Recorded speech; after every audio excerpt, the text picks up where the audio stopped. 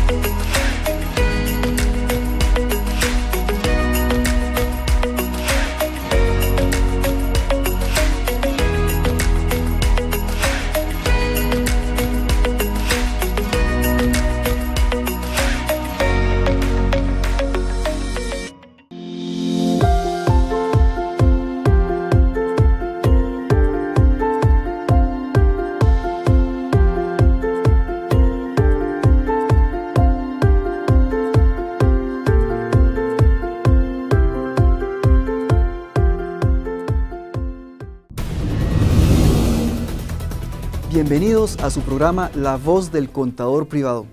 Hoy le damos continuación a los criterios importantes para el cierre fiscal 2021, en el cual usted lo solicitó, usted pidió que continuáramos y hoy vamos a continuar con el tema. Sin embargo, vamos a tratarlo a través de la conciliación fiscal. A través de esta herramienta vamos a ver diferentes tipos de cuenta para que usted aprenda a utilizar esta herramienta. Y para eso me acompaña Juan Carlos Malé, quien es fiscal de la Junta Directiva de nuestra amada institución y que estuvo con nosotros hablando de impuestos en esa ocasión, en donde hoy le damos continuidad. Juan Carlos. Don Kevin, muchísimas gracias. Colegas y amigos, ¿qué tal? Efectivamente, como dice don Kevin, a raíz de los conversatorios que hemos tenido y los programas referidos a normas, se da la necesidad de conversar sobre este tema que, lejos de ser que la NIC 12 habla de la conciliación fiscal, sino más bien de impuestos, por razones profesionales todos relacionamos la NIC 12 con la conciliación fiscal y hoy justamente lo que vamos a desarrollar es la conciliación fiscal. Exacto, entonces, primer punto, el hecho de que usted no esté trabajando con la NIC 12 no quiere decir que no pueda o que no deba hacer la conciliación fiscal. Al contrario, es muy importante que usted realice la conciliación fiscal y aprenda a hacerla a través de esta herramienta que vamos a presentarles en pantalla. Bueno, hay que tomar en cuenta que no estamos diciendo que no usen normas, pero sí comprendemos que por razones diversas tenemos colegas que no están aplicando normas. No aplicar la NIC 12 no implica no hacer la conciliación fiscal, al contrario. Esta es una herramienta que debemos usar y presentar no solo a los dueños, juntas directivas e incluso a los directores de las empresas, es importante. Sí, de hecho, Juan Carlos, le voy a contar una historia rápidamente. Hace muchos años, un contador que yo conozco hizo la declaración, el D101, y resulta que el D101 lo revisó la auditoría y el D101 no pegaba con el estado de resultados que emanaba directamente del sistema. Habían varias diferencias, entonces le preguntaron cuáles eran las diferencias y el contador de un momento, ¿sabe parar qué es? Parar, ya digo qué es, y empezó a revisar qué era y empezó a sumar y a restar para ver si le llegaba los números y no le llegaba y no le llegaba y no le llegaba. Él trató de acordarse, pero pasó por un momento engorroso porque no pudo realmente acordarse cómo fue que se hizo.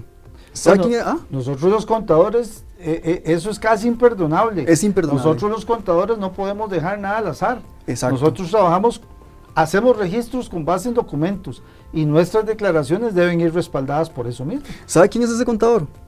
No, mejor no pregunto, dígame. Ese contador fui yo hace 20 años. ¿De veras? Si yo hubiera tenido esta herramienta, esta conciliación fiscal, rápidamente le digo, sí, el objetivo de esto es que yo, el estado de resultados, sepa cómo llegué a llenar el D101 con la conciliación fiscal. Sí. Con este documento rápidamente uno muestra cómo llega del estado de resultados del D101. Entonces, primer punto, adelante. Teniendo en cuenta que además en la era en la que estamos, de la tecnología, donde en realidad nos cuesta sacar de un sistema el estado de resultados, y montarlo en una hoja de Excel y montar la conciliación fiscal debería ser una obligación. Totalmente una obligación. Vamos, don Kevin, con el tema. Démosle. Primero, el primer punto, resulta que ustedes del sistema contable que esté usando, llámese Excel o cualquier otro sistema, usted va a tirar un estado de resultados directo al sistema. Así es. Entonces, esa información me va a generar a mí una utilidad contable, se llama así, utilidad contable o utilidad fiscal, ¿cierto? ¿Cierto? Esa utilidad contable o fiscal, vean ustedes que la vamos a colocar aquí donde dice utilidad neta financiera y le vamos a poner segmento A. Pero recuerden que la conciliación fiscal debe tener un nombre, en este caso esta empresa se llama, vea, delo todo hasta el final. Siempre delo todo, Juan Carlos. Toda una inspiración. Aquí regresamos otra vez al tema de la NIC 1, el marco conceptual, que dice que los estados financieros todos deben tener su encabezado debidamente presentado, correcto, con nombre, número de cédula y el nombre del documento o estado que vamos a presentar. Exacto. Eso es muy importante. Fecha y la moneda en la que es expresado. Recordemos también que estamos en una época en la que tenemos transnacionales y empresas de todos los países del mundo, en todas las monedas del mundo. Entonces es muy importante anotar cuál es la moneda que estamos usando para desarrollar los estados financieros, aun y cuando la ley 7092 también dice que los estados financieros y los temas fiscales en Costa Rica se presentan en colones, que es la moneda de curso legal. Interesante. Y vea usted que la cédula jurídica la ponemos allí para dar un valor agregado y que el usuario rápidamente vea cuál es la cédula por si quiere buscarla en alguna Bueno, cuestión. es que la cédula, el componente de la cédula jurídica nos evita algún enredito cuando tenemos varias empresas, un grupo corporativo y tenemos varios nombres, y a veces yo trabajé en una compañía donde el dueño le ponía a las sociedades las dos primeras letras de los tres hijos, entonces una se llamaba Zaguaca, otra Caguasa, entonces solo la cédula jurídica. Continuemos. Claro que sí, entonces estábamos hablando de que vamos a obtener la utilidad neta financiera y vamos a ver rápidamente cuál es la fórmula. Esta es la última línea del estado de resultados. Exacto, de la contabilidad directamente. Correcto. A esto, Juan Carlos, le vamos a restar el total de los ingresos no gravables y ahorita vamos a entrar cuáles serían esos ingresos no gravables, porque vamos a ver cuenta por cuenta. Esto es una herramienta, de aquí no salen asientos de diario, ni ajustes a la contabilidad. Esto es una herramienta que debemos usar los contadores para poner en alerta siempre a los directores de las compañías. Sí, de hecho recordemos que la conciliación fiscal es casualmente eso, conciliar el estado de resultados contable con uno fiscal, ¿verdad? Entonces, bueno, aquí tenemos que la utilidad neta contable menos los ingresos no gravables, le sumamos los gastos no deducibles, el total de gastos no deducibles, porque aquí va a haber una lista de gastos no deducibles, correcto, menos los ajustes por beneficios e impuestos diferidos que tengamos. Esa sería la conciliación básicamente fiscal. es eso. Y aquí está la fórmula, por si acaso, ¿verdad? Está la nomenclatura y está la fórmula, que ahí está en resumen. Sí, entonces el apartado A, que es la utilidad contable. Que de todos modos nosotros los contadores vivimos de una fórmula, sí, ¿verdad? Sí. De tres variables, esa es la vida nuestra. Exacto, menos B, que son los ingresos no gravables, más C, que son los gastos no deducibles, menos D, que son los beneficios fiscales.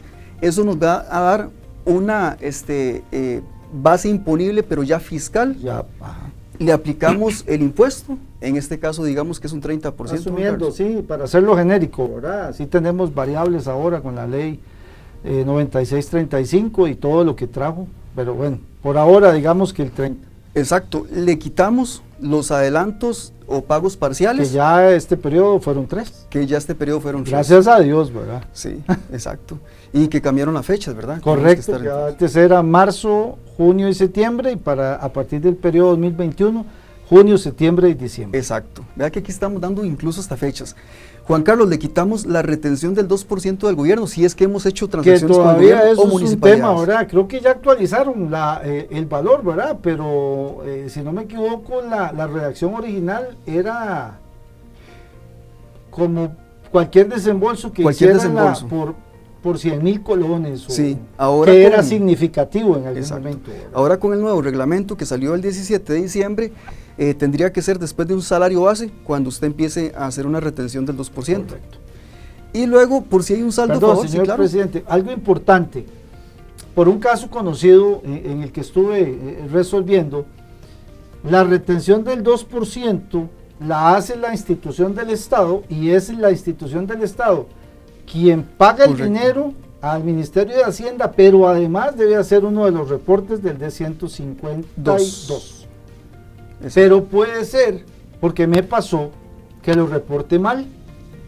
Se puede dar problemas cuando se hace descuento de facturas, por ejemplo. Entonces es muy importante que para hacer la aplicación de las retenciones del 2%, a fin de periodo mandemos a pedir una certificación Exacto. a la institución pública para estar seguros que lo que nosotros tenemos contablemente es lo que reportó la institución al Ministerio de Hacienda. Porque la responsabilidad, aunque no es nuestra, la pagamos, digamos. Sí. Hay que ir a decirle a la institución pública, nada más imagínense, hay que ir a decirle a Limas que reportaron mal, y entonces hay que esperar que Limas con su tamaño haga una rectificación.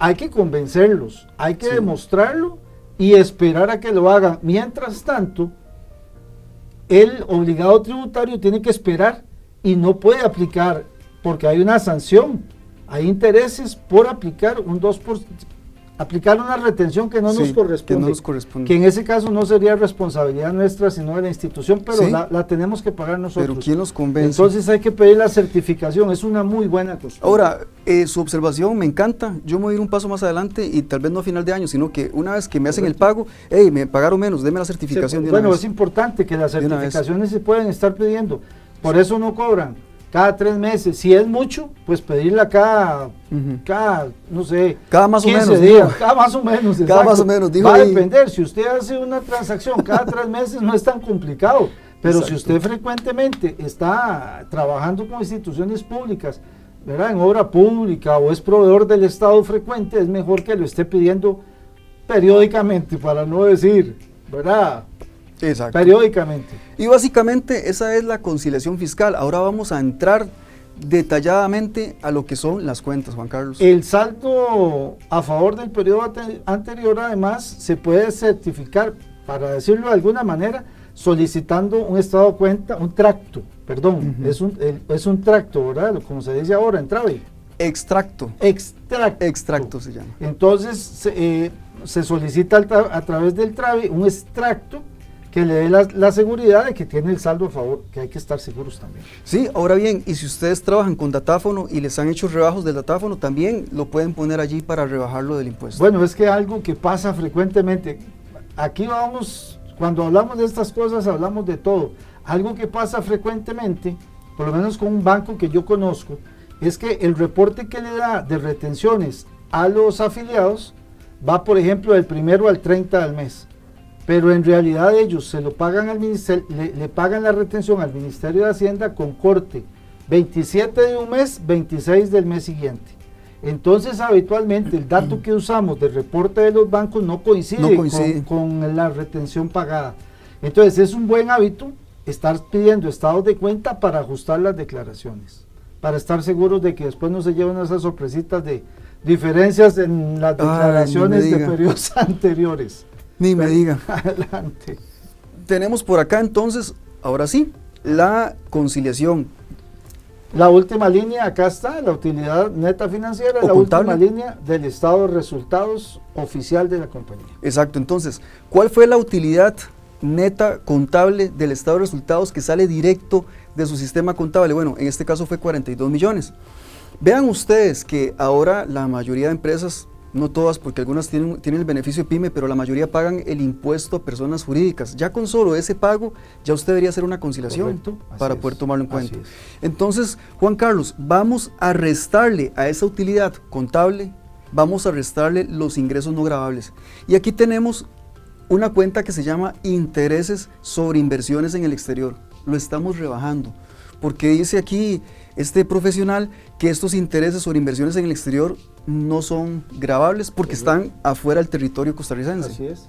Entonces, los incluimos dentro del grupo de cuentas que tenemos que rebajar de la utilidad. Sí, ahí nada más expresarles a ustedes que estos intereses, si fue un dinero que se generó tengo un amigo que hizo bastante plata en Estados Unidos y esa plata se hizo afuera de Costa Rica, la deja allá mismo y le genera intereses. Correcto. Y esos intereses son no gravables. Pero tributación mantiene la tesis de que si ese capital se hizo dentro de Costa Rica y usted lo saca y lo invierte fuera del país y genera intereses, esos intereses sí son gravables. Eso bueno, ahí aplica el principio de territorialidad. Sí. Recordemos que por el momento nuestra legislación está amparada al tema de territorialidad. Y si uno se pone a escarbar ahí un poco, pues el Ministerio de Hacienda no está tan alejado de la realidad. Aquí vamos a suponer, para el ejemplo del caso que tenemos, que estos intereses sobre inversiones, como en el caso de su amigo, corresponden a un dinero que se consiguió, se ejecutó y está invertido fuera de Costa Rica y que efectivamente es un ingreso no gravable. Segundo punto que usted podría aprender o confirmar es que los ingresos profesionales generados en el exterior podría ser un ingreso no gravable, Juan Carlos. Bueno, esto es un tema que hemos tratado en los conversatorios de cierre fiscal, porque a veces entramos en discusiones con los profesionales, por ejemplo, y el caso típico, un abogado registrado en Costa Rica que lo contratan y le dicen necesito que vaya con su protocolo a Nueva York y me traiga una firma de uno de los socios de la empresa que vive allá. En algún momento un profesional en derecho le dice a uno, no, eso es que eso es un servicio profesional que yo doy fuera. No es cierto. Comencemos porque lo contratan acá, pero además, si no fuese abogado registrado en Costa Rica, no podría ir a llevar su protocolo, no tendría protocolo y no podría hacer el viaje. Podría hacerlo yo, si me quieren regalar el boleto y llevar el protocolo de un abogado, pero él para eso tiene que estar acá. Vamos a suponer para este ejemplo que son ese tipo de ingresos profesionales donde es contratado, por ejemplo, para ir a dar una asesoría fuera de Costa Rica, donde no tiene un requerimiento, ¿verdad? Un análisis financiero, por ejemplo, que solo por su profesión, por su investidura de contador público o de persona experta en temas de estados financieros y números lo contratan para que vaya a dar un servicio fuera. Hablando de lo que nosotros hacemos, ¿verdad? Vean ustedes todo el criterio que debemos de tener y el análisis para poder establecer si la cuenta la debe usar o no la debe usar. Bueno, perdón, tuvimos un caso nacional que fue el caso de los premios de la selección. Ajá. Que al final el criterio final fue que los jugadores que se desarrollan fuera de Costa Rica, eso sí era un ingreso exento, pero los que están jugando, tienen equipo en Costa Rica, son ingresos y salen a jugar afuera. No, los que juegan en Costa Rica, que van con la selección y ganan premios. Correcto, sí. Es un ingreso gravable porque ellos son jugadores acá, los ven aquí. Mientras que, bueno, los referentes nuestros, ¿verdad? Keylor, ¿verdad? Gamboa. Ellos juegan afuera. Esos premios, esos dineros sí son exentos. Ese fue el criterio. La plata es a la plata, no mentiras. Eso es una máxima. La siguiente cuenta, Juan Carlos, se llama ingresos por dividendos. La pusimos aquí para traer el ejemplo de que si una persona jurídica recibe dividendos y esa persona jurídica tiene actividad lucrativa, entonces no, la empresa pagadora no tiene que quitarle el 15% a los dividendos. Claro, porque puede ser que una persona jurídica sea dueña de otra persona jurídica. Exacto. Y si recibe los dividendos que están sujetos a retención, digamos que de inicio es un tema de exención, entonces es no gravable. Exacto, si fuera una persona física sí le tocaría pagar el impuesto a los dividendos. Importante sobre este tema, ingresos por dividendos, la persona que alega, por favor no me rebaje el 15% porque yo tengo una actividad lucrativa, tiene que presentar una certificación por un contador público autorizado en donde certifique que sí, que sí tiene actividad lucrativa. Entonces el contador público puede solicitar la patente, puede solicitar el registro en el Ministerio de Hacienda, puede ver la facturación, puede ver la patente municipal, el permiso. Todo eso hace que uno pueda decir sí tiene una actividad lucrativa. Es que el tema de retenciones es un tema complicado porque aplica en ese caso el mismo principio para el profesional que pide que le apliquen los créditos familiares al impuesto al salario. No hay ningún problema. Usted me dice, tráigame las constancias de matrimonio las constancias de nacimiento de los hijos. Ahí el problema, como decimos, es que solo puedes rebajar los timbrados, ¿verdad? Ya, y los hijos que no son timbrados no pueden ser, para hablar en términos contables y fiscales, ¿verdad? Como hablábamos antes de facturas timbradas, los hijos que no están timbrados, los hijos que no están, pueden ser reconocidos, pero tienen que tener el apellido y salir la constancia de que son hijos menores de 18 o hasta los 25 que estén estudiando. Es que estén estudiando. Y están con igual que para estos efectos de retención tendría que presentar. Muy bien, vean ustedes que ya terminamos la primera parte de la conciliación, en donde lo que hicimos fue restar los ingresos no gravables a la utilidad contable. Ahora vamos a la segunda parte, que es la parte la parte C. Sí. Y aquí lo que tenemos es que vamos a sumar los gastos no deducibles. Y el primer gasto no deducible que tenemos aquí es impuesto sobre la renta, Juan Carlos. Yo frecuentemente he estado viendo, cuando yo estudié hace unos años, ¿verdad? Unos años, no digamos cuántos, para no entrar en detalles, el impuesto sobre la renta es un tributo, no un gasto. Exacto. Ya poco más para acá he estado viendo algunos profesores, colegas que le dicen a los estudiantes, o digamos que en las nuevas metodologías, que el impuesto sobre la renta es un gasto. A ver, es una disminución de efectivo, pero provocada por un tributo, que no es lo mismo que un gasto, ¿verdad? No es un gasto, Pero vea el asunto, Juan Carlos, es que resulta que, y a mí me pasó lo mismo. Yo antes, hace muchos años, yo tengo ya, Juan Carlos, este año cumplo, creo que son 25 años de ser contador, tengo que revisar porque sí tengo que festejar, ahí lo invito a la fiesta. Ah, muy bien. Pero si no serían 24. Podríamos hacer una invitación comunal ahí para todos los que nos ven con frecuencia. Sí, claro que sí. Tiene que estar certificado que nos ve con frecuencia. Sí, entonces hace 20 y tantos años, cuando hacíamos un cierre, cerrábamos el 30 de septiembre, por ejemplo. Correcto. Y resulta que hacíamos el cierre y entonces posteriormente hacíamos el cálculo de impuestos, nada más. Sí. Entonces nos daba por pagar 300,000 colones, por ejemplo. Así es. Y lo que hacía yo, y muchos hacíamos, que usted mismo lo acaba de mostrar, es que simplemente ese impuesto que calculamos lo rebajamos de la utilidad retenida. Y ya. Es que hacíamos los asientos de cierre. Claro que estamos hablando que en aquella época, cuando nosotros estudiábamos, era el asiento de pérdidas y ganancias, y hacíamos todo el proceso, ¿verdad? Ajá. De pérdidas y ganancias contra gastos, exacto, ingresos contra pérdidas y ganancias, hacíamos la cuenta T de pérdidas y ganancias y hacíamos la referencia de cuánto había que pagar y hacíamos un asiento para el impuesto.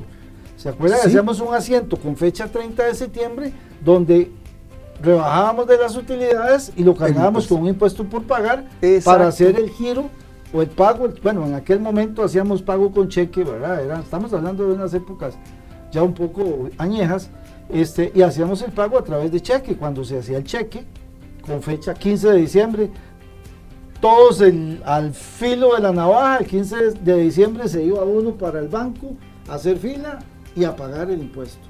Entonces lo teníamos registrado ya como un impuesto por pagar desde el 30 de... Sí, ahora bien, ¿qué es lo que sucede? Que bajo normas, entonces la cosa cambia un poquito y entonces se dice que por favor usted haga una cuenta que se llama gasto por impuesto contra impuesto renta por pagar y lo deja así el 31 de diciembre. ¿Para qué? Para que quede por pagar. Entonces en el estado de resultados contable vamos a tener un gasto por impuesto. Entonces, ¿pero cómo? ¿Acaso el impuesto es un gasto? Eso se rebaja. No es un gasto. Bueno, pero ahora sí lo vemos como un gasto porque al final va a afectarme el patrimonio. Pero entonces, si usted lo está manejando de esa forma, usted tiene que ponerlo aquí en la conciliación como un gasto no deducible de impuesto. Por eso está allí. Seguimos con el siguiente, impuesto de persona jurídica. No hay mucho que decir. No. La ley dice, la ley que lo creó dice que ese impuesto no es deducible. Es un tributo y no es deducible. Es correcto. Exacto. Sí. Porque, por ejemplo, los impuestos que se pagan a la municipalidad, esos sí son deducibles. Sí, bueno, es que habla mucho. En el caso de las patentes estamos hablando de que es un gasto estrictamente necesario para producir renta, mientras que el impuesto a las personas jurídicas es otro tipo es un impuesto que lleva a otro fin, ¿verdad? Sí. Siguiente cuenta contable, quiero comentarle algo, Juan Carlos, gastos por atención de inversiones en el exterior y también de una vez esta que dice gastos en el exterior. Juan Carlos, ¿usted se acuerda que arriba, ahí está? Ahí. Perdón, usted se acuerda que arriba habíamos puesto que teníamos ingresos no gravables por intereses e ingresos no gravables por servicios profesionales generados en el exterior. Correcto. Bueno, el artículo 11 dice que tiene que haber una proporcionalidad. Si usted me pone que tiene ingresos no gravables, entonces esos ingresos no gravables tuvo que haber tenido gastos para poder producir esos ingresos. Comunicación, viajes. Exacto. Algo. Bueno, en Alajuela, yo soy de Alajuela, y en algún momento hubo un caso de una compañía que supervisaron, que fiscalizaron. Y entonces el inspector le dijo al obligado tributario, a ver, explíqueme una cosa, usted tiene aquí gastos de envíos o de HL o ese tipo de envío de documentos al exterior. Y le dice, sí, claro. Ah, pero usted tiene un montón, sí.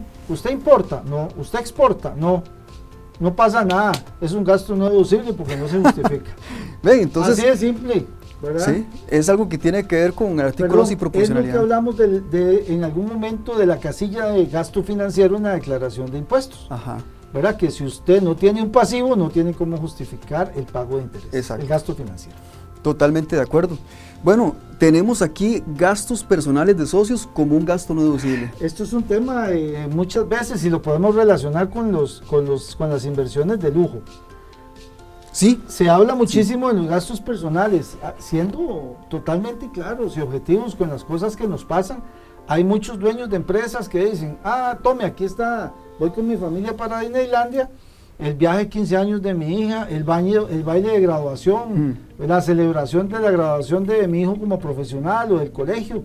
Entonces se lleva a toda la familia para Disneylandia y viene y dice, tome, pasemos eso por gasto. Esos son gastos que ya sabemos que no son deducibles. Podemos poner gastos personales de socios, el combustible del carro de la esposa, del dueño de la empresa, que no trabaja en la compañía, que ni siquiera el carro está a nombre de la empresa.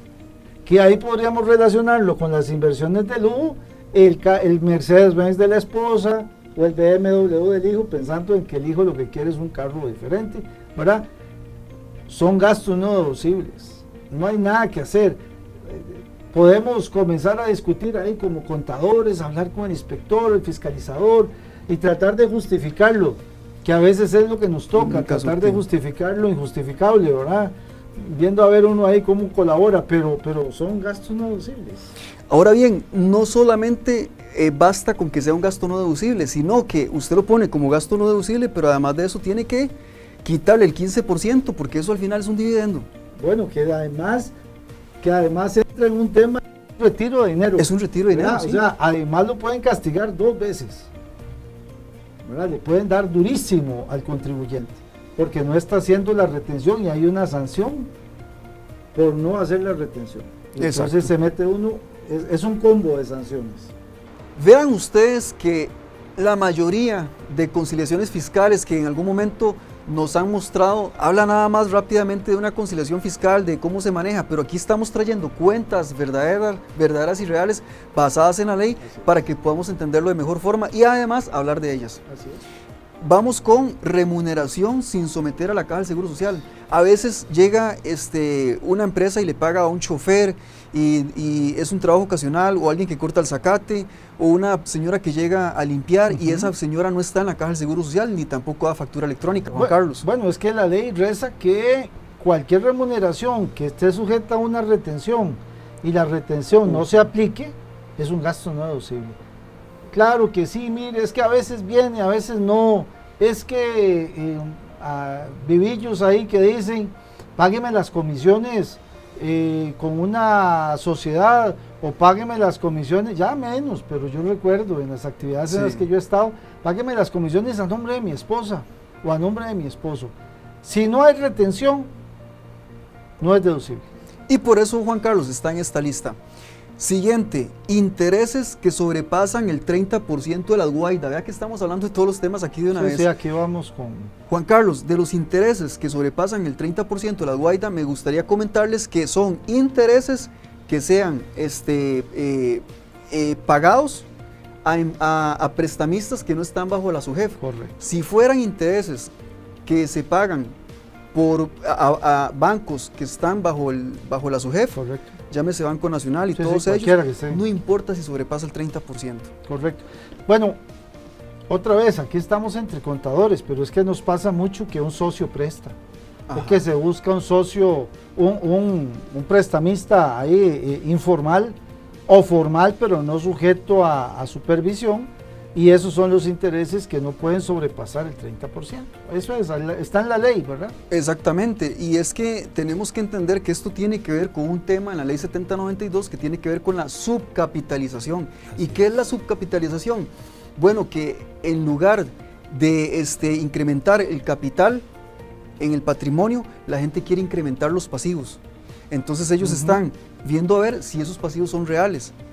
Y por lo menos entonces que si se pasa de un 30%, en este caso 12 millones es lo que quedó al descubierto, lo ponemos como gasto no Eso es deducible. importante, don Kevin, hacer la referencia de que lo que se pasa a la conciliación es la porción que queda por encima de este porcentaje. Exacto. Nada más. Ahora bien, este porcentaje es por 2 años, el 2021 y el 2022. A partir del 2023 va a ir decreciendo en un 2%, es decir, del 30 al 28, en el 23 Correcto. va a ser un 28%, después un 26%, un 24%, un 22%, hasta llegar a un 20% y nos quedamos en 20% para siempre. Ahí se queda. Ahora bien, Juan Carlos. Bueno, vamos a ver, porque ese tipo de cosas, a veces con el Ministerio de Hacienda, no hay nada más permanente que el cambio. No sería extraño que de pronto dentro de 5 años digan, no, vamos a seguir por abajo. Esa frase me vamos encanta. a esperar, ¿verdad? Juan Carlos, le voy a hacer una prueba aquí rápidamente, pero A no ver, se siente usted dígame, ofuscado. dígame. ¿Qué son las guaida? Porque podría alguien decir, ¿pero qué son las guaida? ¿Quiénes son esas señoras? Es la Las utilidad guaida. Ajá. antes de impuestos, intereses y después de La de dividendos, depreciaciones exacto. y amortizaciones Exacto. y agotamientos en este Exacto, caso. exacto. Correcto. Entonces, Gracias. repítalo otra vez. Utilidad Ajá. antes de impuestos, intereses, depreciaciones, amortizaciones y agotamiento. Exactamente. Ahora sí. Recordemos que la depreciación es para los activos fijos, la amortización para los activos intangibles Correcto. y los agotamientos para los recursos naturales. Buenísimo, buenísimo. ¿Verdad? Vea que Solo estamos para, hablando de todo. para recordar un poco. Y sí. también algunos se van a encontrar 30% de las EBITDA. Eso es Earnings Before Correcto. Interest, Tax, Depreciation, How are you, and my friend? Amortization. Es más o Very menos lo fine. mismo, pero dicho de otra manera. Exactamente. Seguimos con el que sigue, remesas al exterior sin retención. Aplica, esto es todo un paradigma, ¿verdad? Porque tenemos retenciones a las remesas al exterior que en este momento no se están aplicando porque hemos hablado en otros momentos de que esta retención particularmente dejaría a las organizaciones nacionales o a los obligados tributarios de Costa Rica en desventaja sobre los mercados de fuera, porque retener un 25%, por ejemplo, en una remesa, decirle yo a mi proveedor, don Kevin, mándeme los $100,000 en mercadería, tome el adelanto de 50,000 y los otros 50,000 dentro de 30 días, y a los 30 días le digo, pero se me olvidó que tenía que retenerle $25,000, así que para que sepa, probablemente usted me va a decir, bueno, ya le mandé todo. Si sabe contar, no cuente más con mis productos porque Sí. él tendría que pagar un impuesto del 25% por el dinero que yo le envío. Sin embargo, está en la ley. Sin embargo, está en la Y ley. mientras esté en la ley, tenemos que tomar la previsión de en la conciliación fiscal, que es el tema en el que estamos, anotarlo como un gasto no deducible. Ese es el fin de esta operación que estamos haciendo aquí. Y ya que Juan Carlos habla del tema en productos y todo el asunto, esta remesa al exterior usted tiene que estudiarla. ¿Por qué? Porque es un tema profundo, se nos iría más de una hora hablando aquí de las remesas al exterior, porque sabemos que las remesas al exterior pues tiene que ir por actividad, puede ser transportes, telenovelas, puede ser honorarios, servicios personales, Derechos de autor, regalías, derechos de autor, patentes. O sea, es que no Hay hace muchas referencia a uno solo. Habla de la remesa, Sí. es el pago. Y las por lo tasas, que sea. 8.5, 10%, 15, 20, 25, 30%. Entonces, es un tema que ustedes tienen que analizarlo. Y si lo quieren analizar, donde usted está viendo esta charla, váyase más abajo, se va a encontrar una charla con don Modesto de FAICA, Correcto. donde nos habló muy amablemente sobre Y remesas. Juan Carlos. extensamente del tema. Sí. Siguiente cuenta, Beneficios de empleados y retención. beneficios a empleados sin retención. Bueno, es muy parecido a la remuneración sin someter a la caja, ¿verdad? Y aquí podemos hablar de, por ejemplo, salarios que estén sujetos a retención de impuesto al salario. Sí, por ejemplo, alguien viene y dice, bueno, yo veo que Juan Carlos le ha puesto muchísimo con esas contabilidades y siento que todo está al día. Y sacó el cierre a tiempo. Sí, voy a darle a Juan Carlos 100,000 pesitos, sí, 100,000 coloncitos. Claro. Entonces, esos 100,000 colones, el voy empleador... a estar muy agradecido, sí, claro, gracias. Ya que estamos programando cosas para los contadores. Hasta eso, estamos motivando a los empresarios para que colaboren con los contadores. Exacto, y entonces el empresario dice, no, pero es que eso es un premio, yo no lo voy a poner con las cargas sociales. No se lo voy a dar tampoco, no se lo voy a seguir dando. Sí, entonces hay que rebajarle un 15%. Así es como funciona. En una farmacia, un regente que era muy importante para esa farmacia, el dueño lo quería muchísimo, ese regente de repente cae al suelo con un dolor y no se sabe qué pasa. El dueño de la farmacia dice, uy no, tenemos que hacer algo, entonces lo juntan y lo llevan a una clínica privada. Y resulta que en la clínica privada él no lo llevó a la caja de Seguro Social porque pues, él quería que lo atendieran rápido. Le llegó el cobro y era alrededor de $10,000. Entonces el contador dijo, eso no es un gasto deducible, pero ¿por qué no? Porque es un servicio médico, los servicios médicos no son gastos deducibles. Entonces, recordemos que legalmente son para eso está la caja. Exacto. Entonces digo, bueno, hagamos una cosa, pague el 15% para que se transforme en un gasto deducible. Pero es que la factura ya la pagamos y se la pagamos al hospital. Bueno, entonces haga que el gasto, los $10,000 multiplicado por X monto, o sea, serían, digamos que no sé, 10,700 para que multiplicado por el 15% me queden 10,000. Correcto. Se hace todo a nombre del empleado. Que los $10,000 sea el monto neto. Exacto. Bueno, y luego tenemos aquí donación que supera... Ajuste por diferencia en activos fijos. El ajuste por diferencia en activos fijos, muchas gracias, pues no vamos a hablar mucho de eso porque tiene que ver con la NIC, cuando usted tiene un problema de precesión. La NIC 16, la NIC 36, que puede ser que usted aplique una depreciación acelerada y que no debía o no tenía todos los elementos. Eso mismo. ¿Verdad? Aquí voy a hacer una referencia que he hecho en otros momentos cuando hemos hablado de la NIC 1, de la NIC 7, cuando hablamos en los consejos regionales, por ejemplo, de la NIC 1. Yo hago énfasis siempre, y ha sido un tema que hemos conversado ampliamente. Tengo la NIC 1, ¿verdad? Que me dice cómo hacer los estados, pero tengo la NIC 7, que me dice cómo hacer el estado flujo efectivo. Pero tengo la NIC 2 que me habla de los inventarios, pero tengo la NIC 41 que habla de la contabilidad de empresas agrícolas, pero tengo la NIC 10. Yo no puedo solo pensar en una norma, yo tengo que tener claro que las normas debo manejarlas todas, conocerlas todas, porque es imposible que yo diga, no, yo la NIC 12, ni atención le pongo, ¿para qué? Si me sé la 1, me sé la 2, me sé la 4, No, nosotros tenemos que manejar todas las normas. ¿Cómo es que es usted? Y sí, es una locura. Y esto tiene que ver con lo que podamos sacar de la NIC 16 y la NIC 36. A veces aplicamos, según la NIC 36, una depreciación acelerada y por alguna razón no aplica. Entonces, ¿qué pasa? De pronto aplique, el dueño de la empresa dice, hagamos la depreciación por suma de dígitos, para hacer en los primeros años muy alta y en los otros años muy baja, ¿verdad? Y lo hacemos así porque a veces uno, desgraciadamente, tiene que cuidar el salario, ¿verdad? Sí. Bueno, esta es una forma de cuidar el salario. Si usted lleva la depreciación por suma de dígitos y sabe que no es correcto, haga la conciliación fiscal y levante la diferencia en el ajuste por diferencia en activos. Ya usted como contador se está defendiendo de que usted hizo un ajuste. Exacto. Y bueno, no por nada está esa cuenta allí. Juan Carlos, continuamos con la última cuenta, pero la última cuenta de esta exposición. De esta realmente parte, pueden sí. haber más, ¿verdad? Pueden haber más que tengan que ver con gastos no deducibles. Y dice donación que supera el 10% de la renta neta. Juan Carlos, ¿qué nos tiene que decir al respecto? Recientemente estuvimos en una capacitación sobre la contabilidad de organizaciones no gubernamentales. Correcto. Y es un tema recurrente, ¿verdad? Porque la mayoría viven a través de donaciones. Esto debe cumplir para que un gasto, una donación se convierta en gasto deducible, debe cumplir requisitos. Por ejemplo, la organización que recibe la donación debe estar autorizada por el Ministerio de Hacienda a recibir la donación. En algún momento yo he escuchado que dicen, no le paga el Ministerio de Hacienda, dame la plata al hogar de ancianos, por ejemplo. Eso se puede hacer una vez en la vida y con permiso del Ministerio de Hacienda. Y lleva un trámite que mejor no lo haga. Mejor siéntese a esperar. Pero lo más importante ahora en esta parte que estamos es que no puede superar el 10% de la renta neta. Y al igual... Descontando la misma donación. Correcto. Y hay que tomarlo como la porción que supera el 10% de la renta neta, no toda la donación.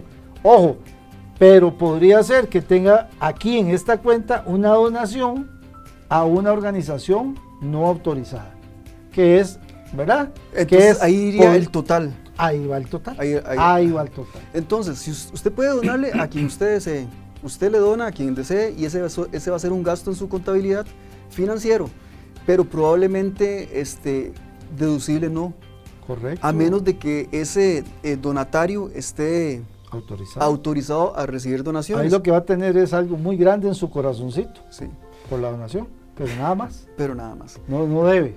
Y lo otro es que aunque esté autorizado, si supera un 10% de la renta neta, quitando la misma donación, entonces correcto, esa porción al descubierto la ponemos aquí. Pasa la línea. Y finalmente, sobre la donación... perdón, pues, pero ahí ya nos encontramos una línea que no está aquí, pero que podría ser una donación no autorizada. Exacto. Así pueden haber otras, ¿verdad? Sí. Cualquiera. Y lo otro, pues, que sepamos que muchas personas dicen, si yo dono 100,000 colones, entonces los 100,000 los rebajo el impuesto de renta. No, 100,000 es un escudo fiscal. Se convierte en un gasto. En un gasto. No es que eso lo rebajo. Correcto. Para que ustedes sepan. En algún momento yo, en mi vida profesional, me encontré una empresa que tenía que pagar 12 millones de impuestos y el presidente de un hogar le dijo, no los pague, dónemelos a mí. Entonces, cuando ya vino yo no estaba en el momento, y cuando ya yo vine me dijeron, bueno, mira, le donamos 12 millones al hogar, le digo, perfecto. El efecto de la donación es 4 millones. No, señor. No, tuvimos toda una discusión, mandaron a llamar a un par de gurús de impuestos en Costa Rica, y yo lo que hice fue quedarme sentado esperando nada más a que dijeran, sí, el señor tiene razón, por dicha, ¿verdad? Pero un concepto mal entendido. No exacto, es que se rebaja el impuesto, es que se convierte en un gasto deducible. Exacto, totalmente de acuerdo.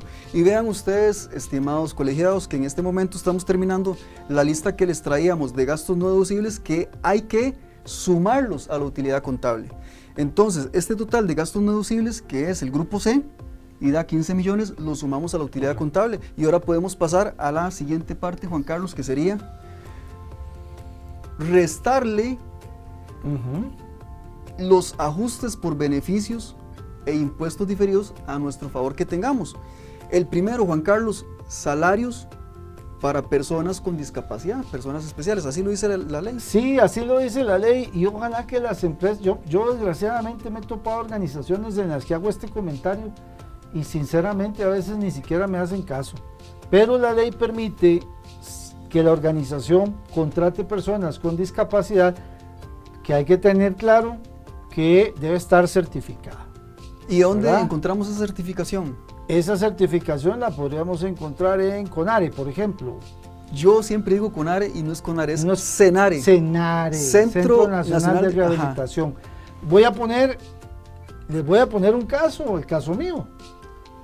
Yo veo con el ojo derecho por una mala praxis médica el 30%. Pues yo no estoy certificado, bueno, gracias a Dios. Pues a ver, dicen que todos los que usamos lentes tenemos una discapacidad. Es cierto, tenemos una discapacidad visual. Esto no está certificado como para que las empresas digan, los salarios de todas las personas que usan lentes se aplica 2 veces. Eso no es, ¿verdad? Estamos hablando de otro tipo de discapacidades, personas con discapacidad o capacidades especiales de movilidad y cosas de esas, ¿verdad?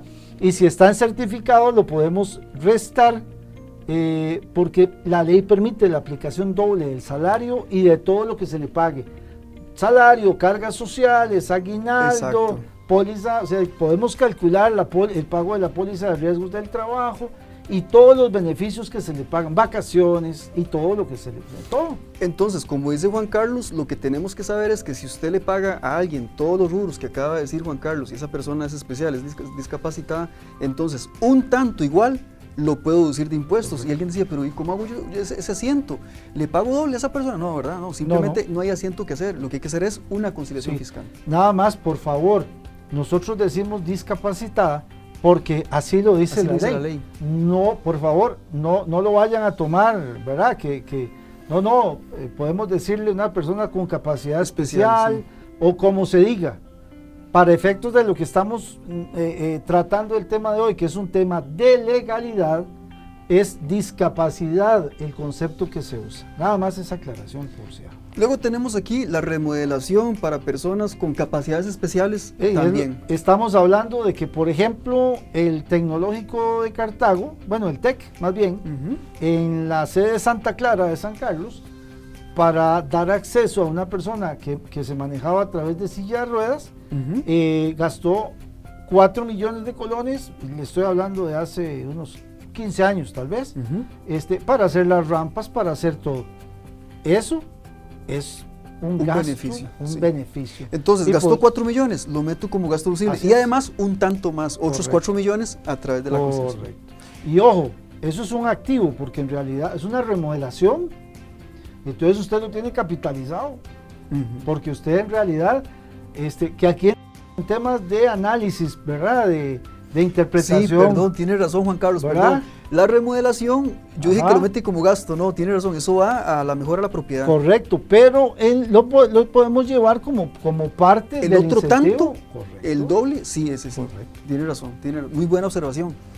Luego, Juan Carlos, tenemos que hay empresas que empiezan operaciones y empiezan a gastar dinero porque en permisología, en construir, en todo, entonces ellos tienen lo que se llama crédito por gastos prooperativos. Usted tiene gastos prooperativos como activo, entonces lo podemos pasar aquí. Sí. Aquí hay un tema muy grande y es, voy igual con, por ejemplo, la NIC 38, cuando hablamos de activos intangibles. Es que, por ejemplo, nosotros según la NIC 38 podemos tener gastos preoperativos que pueden ser gastos de investigación o la preparación de la estructura para desarrollar algún tipo de producción. Entonces, a eso se refiere con gastos preoperativos, ¿verdad? Sí. Y podríamos, perdón, presidente, claro, podríamos hablar, digamos que en una línea parecida a esta podríamos meter los gastos de investigación. Exacto. A ver, y es que pasa, cuando Pfizer estaba haciendo la Viagra, cuando Pfizer estaba investigando un producto para el cerebro, accidentalmente nació Viagra. Viagra es producto de un accidente científico, claro, pero se convirtió en todo un boom. ¿Cuál fue el problema para Pfizer? Que todos los gastos de investigación tuvo que pasarlos por gasto, porque fue accidental. Es todo un manejo. Es todo un manejo. La NIC 38 además es otra de las normas que es riquísima para analizar.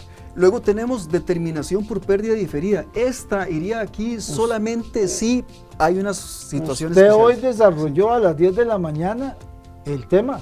Sí, entonces váyase más abajito si quiere ver la charla para que vea. Rápidamente, presidente. Rápidamente, ¿qué? Explíquelo rápidamente. Bueno, no, básicamente es que depende del método que usted esté utilizando para registrar la pérdida diferida, así va a tener que ponerlo aquí. Correcto. Porque puede ser que no tenga que ponerlo, pero depende del método. Sí, y finalmente, Juan Carlos, usted sabe que, bueno, qué interesante, pusimos aquí Juan Carlos, pymes con I, era con Y. Era solo, en realidad lo pusimos como con I latina por aquello de que los más observadores que tal vez estaban quedando dormiditos, hay una falta de ortografía. Sí. Exacto. A ver, somos contadores y somos casi perfectos, pero a veces nos equivocamos. Bueno, las empresas que inician tienen un beneficio los primeros 3 años, ¿verdad? El primer año paga 0%, el segundo año un 50% y el tercero un 75% y el cuarto todo. Entonces, las personas dicen, ¿cómo hago? Porque yo tengo que poner los ingresos y los gastos y me da una ganancia. ¿Cómo hago para acreditármela? Bueno, a través de la conciliación fiscal, usted se acredita esa ganancia, poniendo este beneficio en la casilla 55. Así es. Entonces, va totalmente ligado. Eso genera, presidente, el total de ajustes por beneficios e impuestos diferidos. Esto es la suma de estas líneas. Es la suma de esto, lo que se le resta a la utilidad contable. Y nos genera... ¿Qué nos genera aquí? Bueno, nos genera lo que es la renta líquida, ¿sí? Con la fórmula. Sí. Y después de eso, Juan Carlos, lo que tenemos es la aplicación del impuesto de renta. Correcto. La parte final. La parte final, porque ya estamos terminando. Al impuesto de renta que nos dé, le aplicamos los adelantos de impuesto de renta. Correcto. Le aplicamos las retenciones ya certificadas. Exacto. Las retenciones ya certificadas. Y los saldos a favor del periodo anterior, que digamos que para los anticipos los pagamos, tenemos los comprobantes de pago. las retenciones, ya tenemos las certificaciones por aquello que no les pase Sí. los que nos pasó a nosotros, y el saldo a favor, un extracto a través de Travi que nos dice que efectivamente el saldo existe. Porque recuerden que de todos modos cuando llenamos los formularios y tenemos saldos a favor para compensar, creo que es la casilla 84.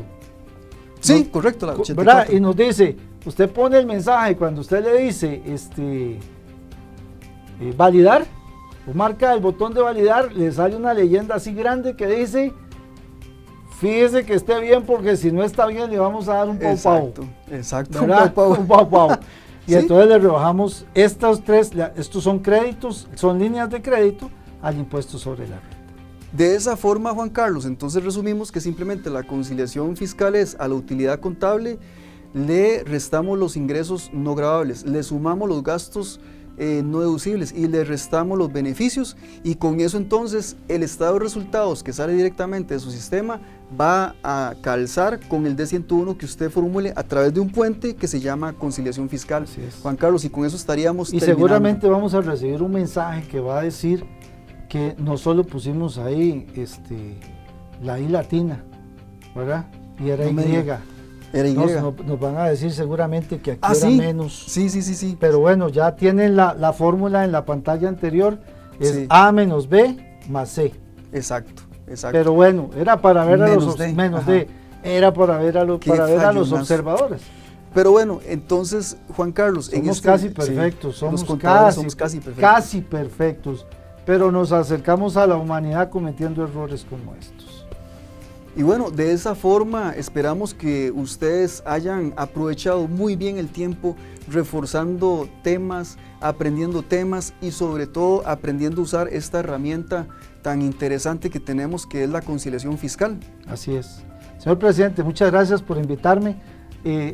Desarrollar estos temas de repente es una catarsis, porque comienza uno a recordar normas, a recordar registros contables, a recordar cosas que tal vez en la práctica no se hacen porque se hacen de manera automática, pero es muy importante siempre estar al día. Tenemos una obligación profesional, no solo con el colegio, no solo con los clientes, sino con nosotros mismos, de estar siempre actualizados, y esto es lo que tratamos de hacer desde el Colegio de Contadores Privados de Costa Rica. Muchas gracias, señor presidente. Las gracias a usted por regalarnos de su tiempo, por colaborarnos y estar siempre tan dispuesto para su amada institución. Muchísimas gracias y nos vemos en la próxima. Gracias.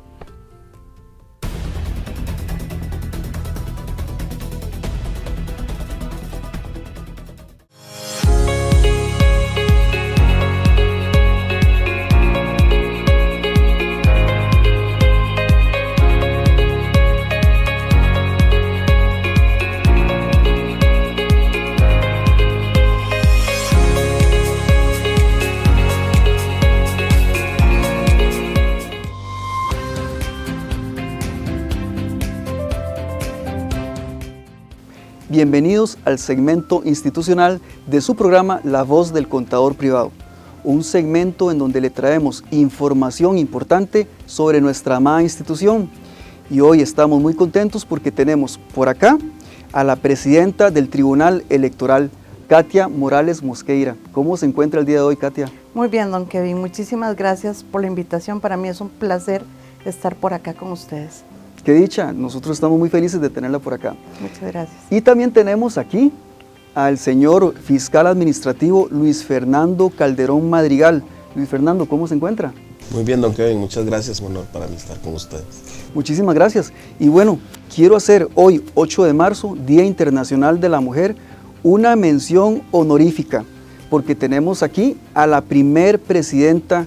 ¿En cuánto? En 71 años. En 71 años es la primera mujer presidenta del Tribunal Electoral y es un puesto de mucha responsabilidad, Katia.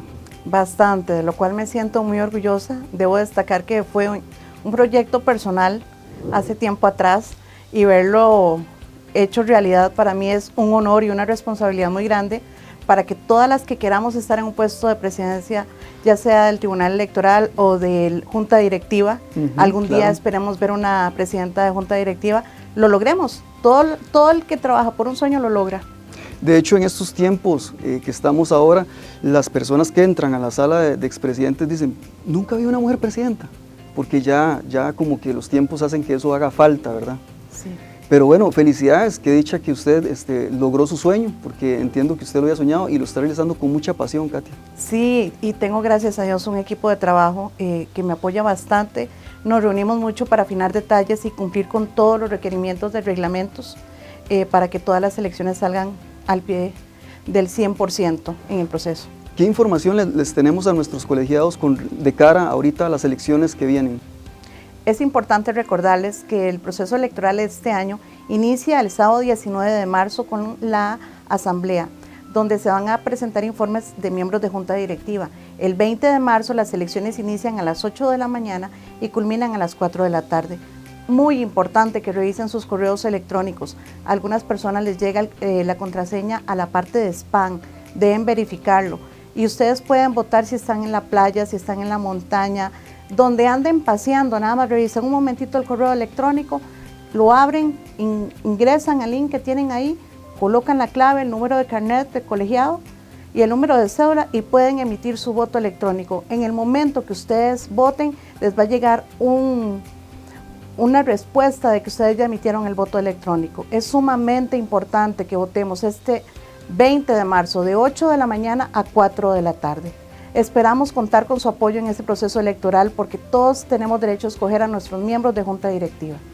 Katia, es tanto el esfuerzo que ustedes están haciendo que están tratando de recuperar 1000 contadores de los cuales no tenemos contacto. Sí, tenemos un listado más o menos de 1000 colegiados que no tienen correo electrónico. Tenemos personas que van desde los 20, 30 años hasta colegiados de 108 años de edad y todavía están vivos. Entonces, las regionales, las secretarias de regionales, debo agradecerles que ustedes han hecho una excelente labor, les enviamos los listados para que nos ayudaran a localizar esas personas. Lamentablemente, muchos de los números de teléfono que tienen los colegiados de este listado no corresponden ya a ellos. Entonces, es una pena, porque esos no van a poder, no tienen correo electrónico, no pueden votar. Katia, de nuevo felicitarla por ser la primera mujer en representar la presidencia del Tribunal Electoral y también agradecerle todo el esfuerzo que usted y su equipo está haciendo por nuestra amada institución. Muchísimas gracias, don Kevin, un placer trabajar por el colegio. Claro que sí, y bueno, también tenemos por acá a Luis Fernando Calderón, quien es el fiscal administrativo y el puesto que él maneja requiere que sea abogado, pero adivine qué. También es contador privado incorporado. Orgullosamente también es contador privado incorporado. Luis Fernando, ¿cómo le va? ¿Cómo estamos trabajando con la fiscalía que tenemos para estas elecciones? Muchas gracias, don Kevin. Sí, efectivamente para la Fiscalía Administrativa, pues el tema es muy importante, ya que inclusive dentro de los objetivos de la Fiscalía, que siempre han sido el estar al pendiente de que se cumplan las normativas, tanto internas en la institución como a nivel externo en el tema del ejercicio de la profesión, pues el proceso electoral no se escapa de ello. Nuestro reglamento de elecciones le pide a la Fiscalía que revise el padrón electoral y lo avale. Adicionalmente a eso, también nosotros revisamos la integridad de los postulantes para los puestos a la junta directiva, que no tengan ningún antecedente ni ninguna situación que vaya en contra pues, de la ética y la moral que ellos tienen que llevar a la hora de ser postulados para miembros de junta directiva. Y adicionalmente a eso, pues también damos un acompañamiento y somos garantes de el excelente trabajo que hace el Tribunal de Elecciones y el proceso que se lleve dentro del marco de legalidad. Sí, Luis Fernando, importante pues aclarar en la historia, siempre todo ha sucedido con buen orden, siempre todo ha estado muy bien en realidad en nuestra institución. Sí, realmente la historia nos ha dado muy buenas experiencias en los procesos electorales, inclusive con el cambio del proceso electoral, cuando el cambio fue de la votación presencial a la votación electrónica. Correcto. Que fue todo un reto para la institución y que pues tuvimos el privilegio de participar en ese reto de ese cambio. Siempre la labor del tribunal como órgano representativo del colegio ha sido pues, la mejor y siempre se ha garantizado que el proceso electoral, como le decía, esté dentro de los parámetros normativos. Es toda una fiesta, es todo un disfrute para nosotros los contadores tener la oportunidad de cada año poder elegir a 5 miembros de la Junta Directiva. Cada miembro trabaja 2 años, pero año con año van saliendo en forma intercalada 5 miembros. Es toda una oportunidad que tenemos en nuestro país, de incluso en nuestro colegio, tener este tipo de celebraciones, máxime con todo lo que está pasando a nivel mundial. Creo que debemos de sentirnos orgullosos de poder celebrar esto y también agradecerle a ustedes, porque gracias a ustedes este proceso es posible. Entonces, Katia Morales, muchas gracias por acompañarnos. Muchas gracias, don Kevin. De verdad, esperamos que nos acompañen ahora en este proceso electoral. Los esperamos con todas las ansias para tener una buena cantidad de votantes este 20 de marzo, de 8 de la mañana a 4 de la tarde. Se los insistiré que es en este horario para que por favor participen. El trabajo que hemos hecho es arduo para que ustedes tengan derecho a emitir su voto desde donde se encuentren. Tenemos el objetivo de aumentar el número de votantes, ¿verdad? Esa es la intención. Hemos trabajado muy duro para que tengan mucha información, se les envía correos masivos para que estén informados, para que sepan cómo se va trabajando con el tribunal. Vamos a tener un debate institucional que es sumamente importante para nosotros. Eso quería mencionar sobre el debate, que es algo novedoso que vamos a tener aquí en el colegio. Va a ser el primer debate ya formal de nuestra institución y ese tribunal se siente sumamente orgulloso. Debo también, don Kevin y don Luis Fernando, agradecerle mucho a Jocelyn, que ha sido parte importante del trabajo de este tribunal. Entonces ella nos ha apoyado, nos ha asesorado, ha sido nuestra guía en mucho de eso. Y eso también hay que agradecerlo a cada uno de los muchachos que trabajan en la administración, nuestro agradecimiento, porque ellos nos han apoyado en toda la labor que llevamos. Es un trabajo en equipo. Luis Fernando, muchísimas gracias por todo lo que hace por el colegio y si gusta se despide de nuestra audiencia. Claro, el agradecido soy yo, Kevin. Realmente tener estos espacios es muy valioso, muy importante.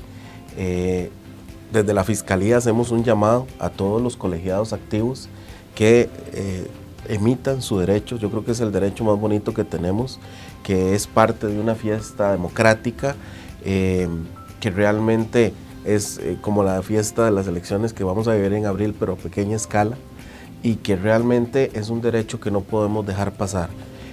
Realmente en ese derecho está el futuro del colegio y es importante que no nos hagamos aparte de poder disfrutar de esta fiesta electoral.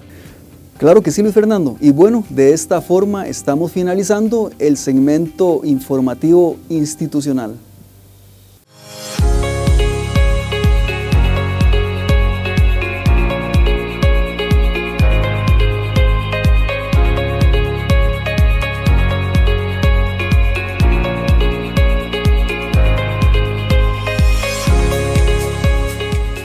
De esta forma estamos terminando su programa La Voz del Contador Privado. Agradecemos a nuestros patrocinadores Cyberfuel, Tecapro, EasyTax y Contador Express. Recuerde nuestras redes sociales, YouTube y Facebook, en donde podrá ver las charlas y la voz del contador previo que hemos tenido para que pueda estar pendiente y al tanto de nuestras capacitaciones. Recuerde también nuestro nuevo producto, CPI Podcast, en donde usted puede bajarlo dependiendo de la aplicación que tenga y pueda de forma audible escuchar la información que le tenemos. Nos vemos en la próxima.